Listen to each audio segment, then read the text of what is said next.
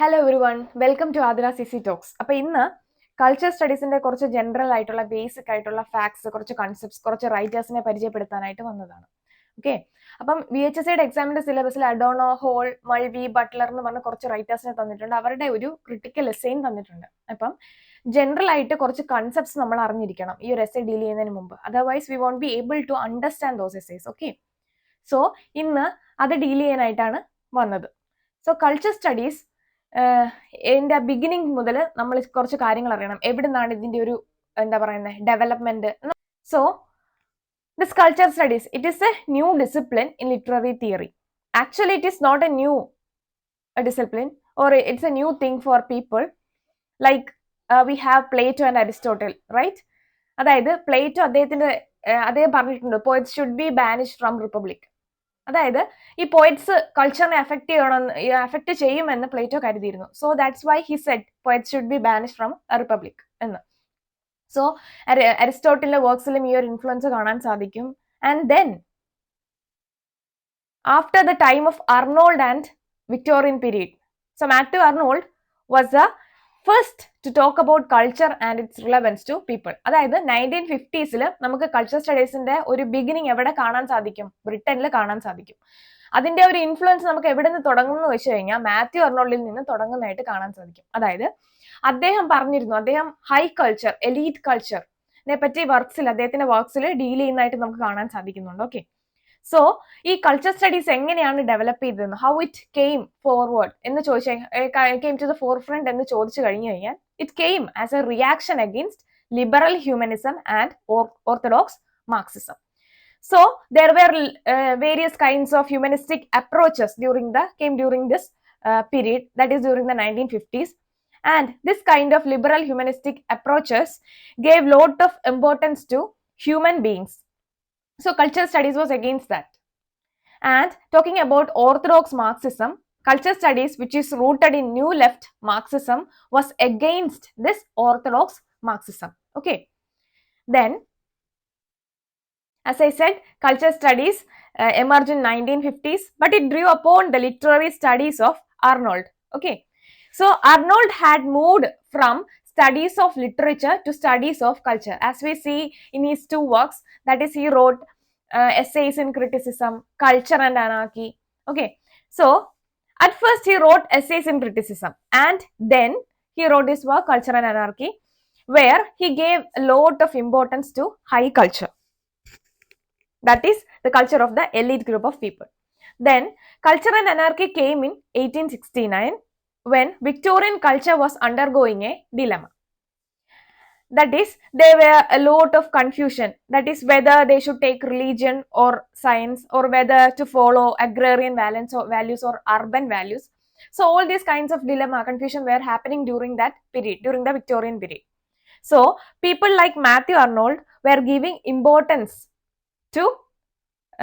for art for life's sake. Okay, they were the practitioners of this kind of attitude, and they gave importance to high culture, or the culture of the elite group of people. And this continued, trend continued in the critical period. So it reached its peak in the through the works of F.R. Leavis. So F.R. Leavis and his wife Q.D. Leavis, that is during 1930s to 1950s, ഈ ഒരു പീരീഡിലാണ് ഇതിന്റെ ഒരു trace അല്ലെങ്കിൽ raise നമുക്ക് കാണാനായിട്ട് സാധിക്കുന്നത്. Okay, and he gave importance to defining what is great culture, what is great tradition, and he wrote a work, The Great Tradition, and that we have in our syllabus too. So that eventually led to the concept of the culture, the great tradition and all. F.R. Leavis wrote the book The Great Tradition, and defining the greatest writers and their major features, the greatest works as the foundation of European literature, and he took all these factors in his work The Great Tradition. He had a narrow definition of value in culture. He had a narrow definition. Okay, what it mean by value in culture? He gave a narrow definition because he did not incorporate the values of popular culture into this. So popular culture was contaminated by capitalism. So capitalism was at its rise during that period. Colonialism was at its peak, and some of the colonies of Europe were trying to get freedom from the colonizers. There was a great importance attached to defining what is the highest and the greatest as against what is popular. The importance of popular culture came only in the 1950s and with the institutionalized development of culture studies in general. So, against the background of all these writers like Matthew Arnold and F.R. Lewis, and they were talking about what? The elite culture. And this F.R. Lewis was talking about the kind of writers, the kind of tradition that the text followed during all these times. So, talking about the pioneers of culture studies in Britain, we have two persons, very important figure, Richard Hoggart and Raymond Williams, and they took up the discussion regarding culture in general. So then, the Center for Contemporary Culture Studies, the CCCS, and it was Richard Hoggart who found this center. It was Richard Hoggart who found this center, and it was a result of the re-evaluation of the class or elite character of culture thus appeared in the traditional literary studies. In the traditional literary studies, culture was regarded as very elite, culture as elite culture. Richard Hoggart and his team, that is Richard Hoggart and William Raymond, they re-evaluated culture. They re-evaluated culture and they pioneered new approach to culture. Okay. So, these two works were the very basic influence to the study of culture studies. That is Richard Hoggart's use of literacy during 1957. Then Raymond Williams' Culture and Society, that is published in 1958. So, these are the founding texts of culture studies. So, Hoggart found Culture Studies, Center for Culture Studies at the University of Birmingham in 1964 and he became the first director of it. And later, he appointed Stuart Hall as his assistant and Hall became the director of it, director of the CCCS. And in the late 1990s, there may be some critical thing happening behind the scene. There was a restructuring of the university and that led to the elimination of Center for Contemporary Culture Studies.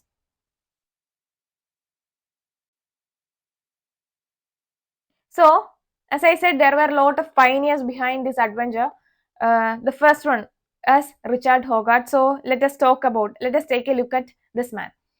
And what are the basic concepts that he had formulated, what are the works that he had written, okay. So, his time period is from 1980 to 2014. As you see, the 1980, it is a very significant period. It was a period when the First World War ended, okay. And he came from a working class background.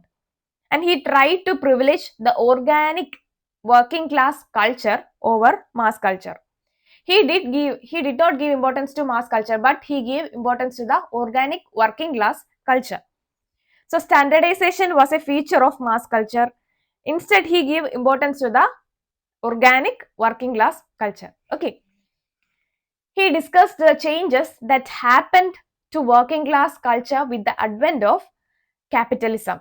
That is post-war consumer capitalism centering in the US during that time. And he wrote the very famous book Uses of Literacy, Aspects of Working Class Life in 1957. ഈ ഒരു work important ആണ്. ഇത് ആരെ എഴുതിയെന്ന് വേണമെങ്കിൽ ചോദ്യം വരാം. അത് എഴുതിയത് റിച്ചാർഡ് ഹോഗാർട്ട് ആണ്. Okay. Then another major important figure, E.P. Thompson. He is a British historian and a new left scholar, and his work The Making of the English Working Class, which was published in 1969, very important, a work in the പേര് ഓർത്തിരിക്കുക. Then the very important figure as far as we VHSC students are concerned is Raymond Williams. His time period falls from 1921 to 1988. He was also born as a working class he was also born in a working class background in Wales. He's a new left theorist and he wrote Culture and Society and it was published in 1958. In this book, he attempted the notion of high culture which held prominent in the time of Matthew Arnold. Okay, and he asserted that culture is a whole way of life, the idea of lived in culture. So people before culture studies and Raymond Williams did not give lot of importance to popular culture. They thought high culture is the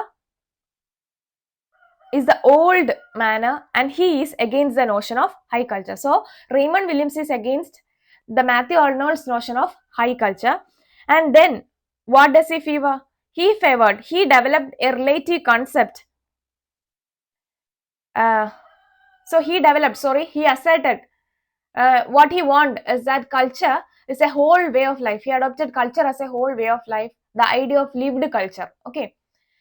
so high കൾച്ചറിൽ അല്ലെങ്കിൽ elite culture മാത്രമല്ല prevalent ആയിട്ടുള്ള culture, പക്ഷെ ബാക്കിയുള്ള ആൾക്കാരെയും കൂടെ incorporate ചെയ്തിട്ടുള്ള ഒരു കൾച്ചർ ആവണമെന്ന് റെയ്മണ്ട് വില്യംസ് പറഞ്ഞു പോകുന്നുണ്ട്. സോ മാത്യു അർണോൾഡിന്റെ ഹൈ കൾച്ചറിന് അഗെയിൻസ്റ്റ് ആയിട്ടാണ് റെയ്മണ്ട് വില്യംസിന്റെ ആർഗ്യുമെന്റ് വരുന്നത്. And he developed a relative concept in another essay. മറ്റൊരു എസ്സേയിൽ അദ്ദേഹം മറ്റൊരു കൺസെപ്റ്റോടെ പറയുന്നുണ്ട്, അതായത് culture is ordinary, culture should be democratic in view എന്ന് പറയുന്നുണ്ട്. It is not about the elite people, the wealthy people, it is about everybody. ഈ culture എന്ന് പറയുന്നത് എലൈറ്റ് പീപ്പിളിന് മാത്രം ബാധകമായിട്ടുള്ള കാര്യമല്ല, പകരം ബാക്കിയുള്ള ആൾക്കാർക്കും, അതായത് ബാക്കിയുള്ള മാസസിനും ഇത് ബാധകമാണ് എന്ന് റെയ്മണ്ട് വില്യംസ് പറയുകയുണ്ടായി. He studied cultural production to understand how forms of communication, the press, advertising, education, etc. were instrumental in the functioning of capitalism. Okay. Then he had wrote another book, The Long Revolution, very important, which was published in 1961. There will be a revolution when coming generation will change culture and society by asserting popular and democratic values and public ownership of communication technologies. So he had talked about 3 kinds of culture. That is, number 1, the dominant culture, the early invisible aspects of our practices and attitudes. അതായത് capitalism അതിന്റെ example ആണ്. അത് ആ ഒരു ടൈമില് invisible അല്ല കേട്ടോ, visible ആയിട്ടുള്ള പ്രാക്ടീസ് ആണ്. ഇൻവിസിബിൾ ആയിട്ടുള്ളത് പിന്നീട് പറഞ്ഞുതരാം. സോ ഡോമിനന്റ് കൾച്ചർ എന്ന് പറഞ്ഞു കഴിഞ്ഞാൽ ആ ഒരു ടൈമിൽ നല്ല വിസിബിൾ ആയിട്ടുള്ള പ്രാക്ടീസസ്, ഡോമിനന്റ് ആയിട്ട് നിൽക്കുന്ന പ്രാക്ടീസ്, അതായത് ക്യാപിറ്റലിസം. ആ ഒരു പീരീഡിൽ ക്യാപിറ്റലിസം ആയിരുന്നു ഏറ്റവും ഫോർ ഫ്രണ്ടിൽ നിന്നത്, ഏറ്റവും ഡോമിനന്റ് ആയിട്ട് കാണപ്പെട്ട കൾച്ചർ, വിസിബിൾ ആയിട്ട് കാണപ്പെട്ട പ്രാക്ടീസ് അല്ലെങ്കിൽ ആറ്റിറ്റ്യൂഡ് എന്ന് പറയുന്നത്. ഓക്കെ. ദെൻ റെസിജ്വൽ കൾച്ചർ എന്ന് പറഞ്ഞു കഴിഞ്ഞാൽ the influence of old cultural practices that remain in trace in modern culture. അതായത് മുൻപ് ഉണ്ടായിരുന്ന കൈൻഡ് ഓഫ് കൾച്ചറൽ പ്രാക്ടീസസ്, പക്ഷെ അതിന്റെ ട്രേസസ് നമുക്ക് ഇന്നും മോഡേൺ കൾച്ചറിൽ കാണാൻ സാധിക്കുന്നുണ്ട്. For example, we have consumerism and we have എന്താ പറയാ ഫ്യൂഡലിസം. ഫ്യൂഡലിസം എന്ന് പറഞ്ഞു കഴിഞ്ഞാൽ അത് മുൻപ് നമ്മൾ പ്രാക്ടീസ് ചെയ്തിരുന്ന കൈൻഡ് ഓഫ് കൾച്ചറാണ്, പക്ഷെ അതിന്റെ ട്രേസസ് ഇന്നും നമുക്ക് കൺസ്യൂമറിസ്റ്റിക് സൊസൈറ്റിയിൽ കാണാനായിട്ട് സാധിക്കും. So that is about the residual culture. Dominant എന്ന് പറഞ്ഞു കഴിഞ്ഞാൽ ഡോമിനന്റ് ആയിട്ട് ഇപ്പം ഈ ഒരു ടൈമിൽ നിലവിൽ ഡോമിനന്റ് ആയിട്ട് വിസിബിൾ ആയിട്ടുള്ള പ്രാക്ടീസസ് ആൻഡ് ആറ്റിറ്റ്യൂഡ്സ് ആണ്. റെസിജ്വൽ എന്ന് പറഞ്ഞു കഴിഞ്ഞാൽ ഓൾഡ് കൾച്ചറൽ പ്രാക്ടീസസിന്റെ ട്രേസസ് ഇപ്പം ന്യൂ കൾച്ചറിലും കാണാൻ സാധിക്കുന്നത്. Then what is emergent or oppositional culture practice? New cultural practices that are being constantly created in modern culture. അതായത് ഒരു സമയത്ത്, for example, we have counter culture that challenged dominant culture. Counter culture മറ്റൊരു culture, so for example അമേരിക്കയിൽ beat culture വന്നു, അത് ഒരു പുതിയ emergent culture ആയിട്ടാണ് വന്നത്. പിന്നീട് it became an oppositional culture to the dominant culture. എന്നിട്ട് പിന്നീട് അത് ഡോമിനന്റ് കൾച്ചർ ആയിട്ട് മാറുന്നത് നമുക്ക് കാണാൻ സാധിക്കും. സോ എമർജന്റ് ആയിട്ട് വരുന്നു, അത് അവിടെ പ്രിവലന്റ് ആയിട്ട് നിൽക്കുന്നു, പിന്നീട് ആ ഒരു എമർജന്റ് അല്ലെങ്കിൽ ഒപ്പോസിഷണൽ കൾച്ചർ ഡോമിനന്റ് കൾച്ചർ ആയിട്ട് ഷിഫ്റ്റ് ചെയ്യുന്നതായിട്ടും കാണാൻ സാധിക്കും.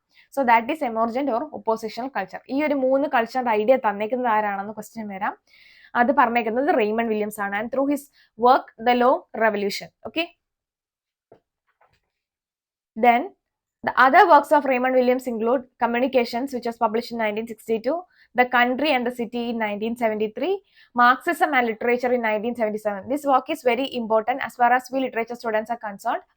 So in that work, he introduced the concept or the term cultural materialism. Okay. So in this work, Marxism and Literature, he analyzed the concepts of ideology. So this ideology is a Marxian concept. And also, he analyzed the concept of hegemony. It is a Gramscian concept, base, superstructure, etc. Okay, this base and superstructure were the Marxian concept. And as I said, he introduced the term cultural materialism. So, cultural materialism, it is a method of criticism that is rooted in Marxism and stressed the interaction between cultural artifacts like language and literature with their historical context. That is in socio-political, economic background, etc. So he said that language and literature should not be understood in isolation. Understanding culture, he understood culture as a productive process. Culture produces society. Culture is rooted in the material means of production. You can't separate culture from the means of production. Okay, so culture produces society and culture is rooted in the material means of production. Okay, that is the production process. So culture materialism in the British counterpart of American is the British counterpart of American New Historicism. So this American New Historicism, they were criticized for being political, and we can see that this culture materialism is not at all political. So when you talk about culture and cultural artifacts rooted in socio-historical context, we have to take the example of Shakespeare. Okay, he is a canon. What made him a canon? So cultural materialists like Jonathan Dolimer, Alan Sinfold, and they had written a book about a political Shakespeare, and they had examined how dominant hegemonical forces, the powerful forces, have appropriated canonical texts like that of Shakespeare. In order to make us accept certain cultural values rather than others, certain cultural values that Shakespeare stood for are being marketed into us by dominant hegemonical powerful forces. So ആ ഒരു ടൈമിലെ trend അല്ലെങ്കിൽ ചില dominant ആയിട്ടുള്ള features നമ്മളിലേക്ക് എത്തിക്കണം എന്നുണ്ടെങ്കിൽ, റീഡേഴ്സിലേക്ക് എത്തിക്കണം എന്നുണ്ടെങ്കിൽ എന്താ പറയാ, ആ ഒരു വർക്കിലൂടെ കുറച്ച് കാര്യങ്ങൾ പറഞ്ഞ് എന്താ ഡോമിനന്റ് ആയിട്ടുള്ള കുറച്ച് കൾച്ചറൽ ഫീച്ചേഴ്സ് നമ്മളിലേക്ക് എത്തിക്കാനായിട്ട് ശ്രമിക്കുന്നുണ്ട്. ഫോർ എക്സാമ്പിൾ, ഇപ്പം കുറെ കാര്യങ്ങൾ നമ്മുടെ വർക്ക്സിൽ കാണാൻ സാധിക്കും. The tradition, the culture, the way we live in. അപ്പൊ ഇങ്ങനെ കുറെ കാര്യങ്ങൾ വർക്ക്സിലൂടെ എക്സ്പ്രസ് ചെയ്ത് പോകുമ്പോൾ അത് പിന്നീട് ഡോമിനന്റ് കൾച്ചർ ആയിട്ട് മാറുന്നതായിട്ട് കാണാനായിട്ട് സാധിക്കും. സോ റൈറ്റർ പറയുന്നു, this is a kind of dominant hegemonical powerful force. ഇതൊരു പവർഫുൾ ഫോഴ്സ് ആണായിട്ട് സൊസൈറ്റിയിൽ ആക്ട് ചെയ്യുന്നത് എന്ന് പറയുന്നുണ്ട്. Okay, then Raymond Williams also says that culture is not independent. Culture ഒരിക്കലും independent അല്ല, അല്ലെങ്കിൽ culture innocent അല്ല. That it is deeply rooted in economics and it had power relationships. Okay, so then we have another writer, another pioneer of culture studies, that is Stuart Hall. Very important. His time period lasts from 1932 to 2014. He is a Jamaican-born Marxist sociologist and culture theorist. He is a founder of the journal New Left Review. So now let us talk about Stuart Hall's model of communication. So this Stuart Hall model of communication laid the foundation of cultural understanding of communication. And he also talked about four stages in the model of communication. That is, the number one, for the first stage is production stage. Here the production of message take place. Then the second phase is the circulation phase. Of the message is visual or written forms. In the form of visual or written form, this produced message is circulated. Then we have the use, the consumption of the message as meaningful. Then reproduction, the effect of message leading to action. For example, ഇപ്പം നമ്മൾ 1970s 1990s bike എങ്ങനെയാണ് ഉപയോഗിച്ചുകൊണ്ടിരുന്നത് നോക്കിക്കഴിഞ്ഞു കഴിഞ്ഞാൽ, അന്ന് bike എന്ന് പറഞ്ഞു കഴിഞ്ഞാൽ എന്താ പറയുന്നത്, അതായത് പാല് കൊണ്ടുവന്ന ഒരു ബൈക്ക് യൂസ് ചെയ്യുന്ന കാണാം, ഒരു ന്യൂക്ലിയർ ഫാമിലിക്ക് വേണ്ടിയിട്ട് ബൈക്ക് യൂസ് ചെയ്യുന്ന കാണാം, ട്രാവലിംഗ് വേണ്ടിയിട്ടായിരുന്നു ബൈക്ക്. പക്ഷെ നൗ ഇപ്പൊ ആ ഒരു ട്രെൻഡ് ചെറുതായിട്ട് മാറിയിട്ടുണ്ട്. ഇപ്പം എങ്ങനെയായിട്ട് മാറി, ബൈക്ക് സ്റ്റൈലിന്റെ പ്രതീകമായിട്ട് മാറി, യൂത്തിന്റെ പ്രതീകമായിട്ട് മാറി, അതുപോലെ തന്നെ റൈഡിങ്. അപ്പൊ ഇങ്ങനെയുള്ള പുതിയ പുതിയ കൺസെപ്റ്റ്സ് അതിനൊക്കെ വന്നിട്ടുണ്ട്. സോ ഈ ഒരു production, circulation, use and reproduction എന്ന് വരുന്ന ഭാഗത്ത് ഈ ഒരു കാര്യങ്ങളെല്ലാം തന്നെ ബാധകമായിട്ട് വരുന്ന ഒരു ഷിഫ്റ്റ്, ഈ ഒരു ട്രെൻഡ് ബാധകമായിട്ട് വരുന്നതായിട്ട് നമുക്ക് കാണാൻ സാധിക്കുന്നുണ്ട്. സോ ആ ഒരു രീതിയിലായിരിക്കണം ഇതിന്റെ ഒരു എന്താ പറയുന്നത് സർക്കുലേഷൻ പോകേണ്ടത്. For example, fair and lovely ആർട്സിൽ നമുക്ക് കാണാനുണ്ട്, അതായത് ഫെയർ ആൻഡ് ലവ്ലി യൂസ് ചെയ്ത വരുന്ന മാറ്റങ്ങൾ. സോ സർക്കുലേഷൻ സമയത്ത് വിഷ്വൽ ആയിട്ടും റിട്ടൺ ഫോമിലും അതിന്റെ ബെനിഫിറ്റ്സ് ഒക്കെ എന്താ പറയുന്ന അഡ്വർടൈസ്മെന്റ് രീതിയിൽ ഫോം ചെയ്യുന്നതായിട്ട് കാണാൻ സാധിക്കും. Then we have his famous concept of encoding and decoding. അപ്പൊ ഈ ഒരു എസ്സേ ആയിട്ട് നമുക്ക് പഠിക്കാനുണ്ട് സ്റ്റുവർട്ട് ഹോളിന്റെ. So encoding എന്താണ്, decoding എന്താണ്? Encoding refers to the production of a message using verbal and non-verbal symbols. So this is the result of decoding. Okay, and decoding is a negotiation of the receiver with the text based on her knowledge, cultural background, experience. അപ്പം എന്താ പറഞ്ഞേക്കുന്നത്, encoding എന്ന് പറഞ്ഞാൽ production of message ആണ്. എങ്ങനെ using verbal and non verbal symbols. അപ്പം encoding എന്ന് പറഞ്ഞു കഴിഞ്ഞാൽ പ്രൊഡക്ഷൻ ആണെങ്കിൽ ഡീകോഡിംഗ് എന്ന് പറഞ്ഞു കഴിഞ്ഞാൽ നെഗോഷിയേഷൻ ആണെന്ന് ഓർത്തിരിക്കാം. It is a negotiation. ആരുടെ negotiation? Negotiation of the receiver with the text based on her knowledge, cultural background and experience. So ഡീകോഡിംഗിൽ 3 പ്രോസസ് ഇൻവോൾവ് ആയിട്ടുണ്ടെന്ന് കാണാൻ സാധിക്കും. ഒന്ന് preferred reading, 2 negotiated reading, oppositional reading ആണ് മൂന്നാമത്തത്. സോ കൾച്ചറിനെ പറ്റി പറഞ്ഞത് നമ്മുടെ റേമണ്ട് വില്യംസ് ആണ്. ഈ ഒരു എന്താ പറയുന്നത് 3 കൈൻഡ് ഓഫ് ഒപ്പോസിഷണൽ റീഡിംഗ് ഡീകോഡിംഗിൽ പറഞ്ഞത് സ്റ്റുവർട്ട് ഹാൾ ആണ്. പേരുകൾ തിരിഞ്ഞു പോകരുത്. സോ എന്താണ് പ്രിഫേർഡ് റീഡിംഗിൽ പറയുന്നത്? അതായത് പ്രിഫേർഡ് റീഡിംഗിൽ കമ്പനി എന്ത് ചിന്തിക്കുന്നു, അതായത് അവർ ഫോർവേഡ്, ഫോർ എക്സാമ്പിൾ ഇപ്പൊ ഫെയർ ആൻഡ് ലവ്ലിയുടെ പരസ്യം, അപ്പൊ അവര് ഫോർവേഡ് ചെയ്ത് തരുന്ന മെസ്സേജ് എന്താണോ അത് അതുപോലെ അക്സെപ്റ്റ് ചെയ്യുന്നതാണ് പ്രിഫേർഡ് റീഡിംഗിൽ വരുന്നത്. ഓക്കെ, പ്രിഫർ ചെയ്ത റീഡിംഗ് ഓർത്തിരിക്കാം. അതായത് എന്താണോ കമ്പനിയുടെ റൂൾസ് ആൻഡ് പോളിസീസ് അത് അതുപോലെ അതിന്റെ റിസീവർ അക്സെപ്റ്റ് ചെയ്യുന്നു. ഓക്കെ, ദെൻ സെക്കൻഡ് എന്ന് പറഞ്ഞു കഴിഞ്ഞാൽ negotiational reading. So it is not necessary for a woman to be fair, right? അതുകൊണ്ട് അവർ വിചാരിക്കും, ഓ ഇത് ഉപയോഗിച്ചാൽ മാത്രമേ വെളുക്കത്തുള്ളൂ, ഫെയർ ആവത്തുള്ളൂ എന്നൊന്നും ഇല്ല. പക്ഷേ okay, it's okay, I will buy it, എന്നാലും ഞാൻ വാങ്ങിക്കാം. ഇത് എന്താ പറയുന്നത് നെഗോഷിയേറ്റഡ് റീഡിംഗിൽ വരും. അതായത് അവർക്ക് അറിയാം ഇതുകൊണ്ട് പ്രത്യേകിച്ച് ഗുണമില്ല, എന്നാൽ പോലും ഈ കമ്പനിയുടെ നോംസ് അവർ ഫോളോ ചെയ്യാനായിട്ട് നിൽക്കുന്നുണ്ട്. ഓക്കെ, ഇതിൽ നിന്ന് മാറിപ്പോകാതെ അതിലേക്ക് തന്നെ നിൽക്കുന്നതായിട്ട് കാണാം. എവിടെ? Negotiated reading.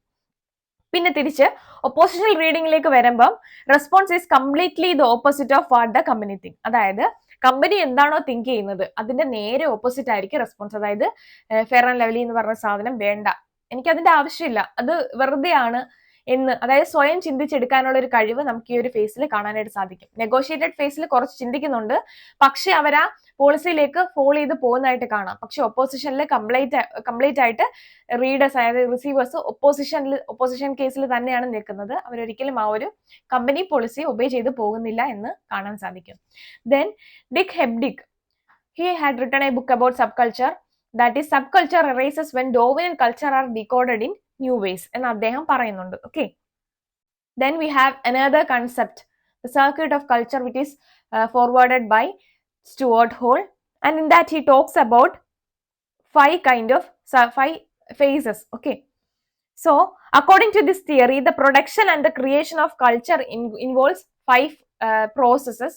The number 1 is production, number 2 consumption, number 3 identity.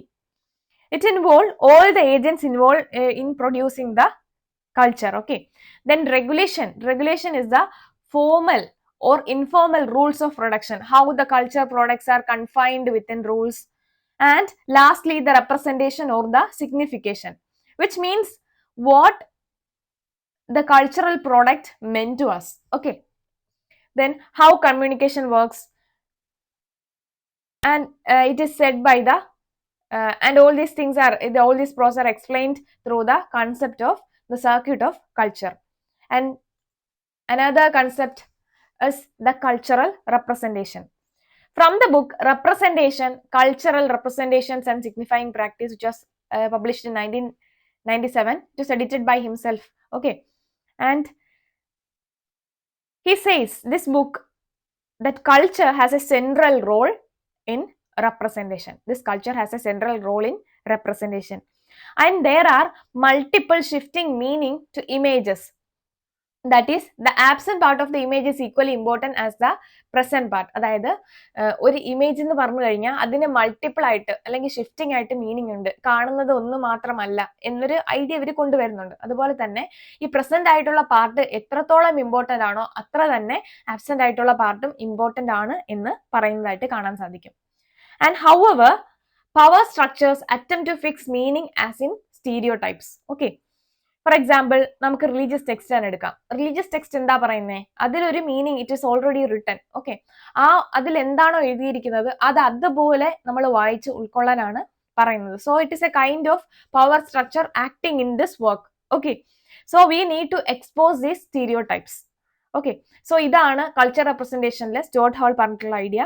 ഇനിയും കുറെ മേജർ ഇൻഫ്ലുവൻസസ് കൾച്ചർ സ്റ്റഡീസിൽ വരുന്നുണ്ട്, കുറെ മേജർ റൈറ്റേഴ്സ് വരുന്നുണ്ട്. അത് നെക്സ്റ്റ് വീഡിയോയിൽ നെക്സ്റ്റ് ക്ലാസ്സിൽ ഡീൽ ചെയ്യും. ഓക്കെ, സോ ഏതൊക്കെ തിയറീസ് പഠിക്കുന്നുണ്ടോ, ഇപ്പൊ സ്റ്റുവർട്ട് ഹോളിന്റെ എസ്സേ വരുമ്പോഴത്തേന് എൻകോഡിങ് ഡിക്കോഡിംഗ് എന്ന് പറയുന്ന കാര്യങ്ങൾ വരുന്നുണ്ട്. അതിൽ ഈ പറഞ്ഞ കണക്ക് നമ്മുടെ സർക്യൂട്ട്, കൺസെപ്റ്റ് ഓഫ് സർക്യൂട്ട് എന്താണ്, സർക്യൂട്ട് ഓഫ് കൾച്ചർ എന്താണ്, ഇതെല്ലാം അറിഞ്ഞിരിക്കണം. സോ ഈ ഒരു കാര്യം അറിയാതെ നമുക്ക് ആ എസ്സേ വായിച്ചു കഴിഞ്ഞാൽ പ്രത്യേകിച്ച് ഒരു കാര്യം ഉണ്ടെന്ന് തോന്നുന്നില്ല.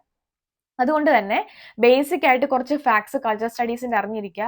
ബെർമിംഗ്ഹാം സ്കൂൾ, ഫ്രാങ്ക്ഫർട്ട് സ്കൂൾ, അപ്പൊ ഇങ്ങനെയൊക്കെ കുറച്ച് സ്കൂൾസ് ഉണ്ട് കൾച്ചർ സ്റ്റഡീസിൽ. അപ്പം അവരിൽ ആരൊക്കെയാണ് പെടുന്നത്, ഏതൊക്കെ മെമ്പേഴ്സ് ഉണ്ട്, ഇപ്പൊ തിയോഡർ അഡോണോ ഏത് സ്കൂളിൽപ്പെട്ട ആളാണ്, അപ്പൊ ഇങ്ങനെയൊക്കെയുള്ള കാര്യങ്ങൾ അറിഞ്ഞതിന് ശേഷം മാത്രം എസ്സേ വായിക്കുക. അന്നേരം സിമ്പിൾ ആയിട്ട് എസ്സേ മനസ്സിലാവും.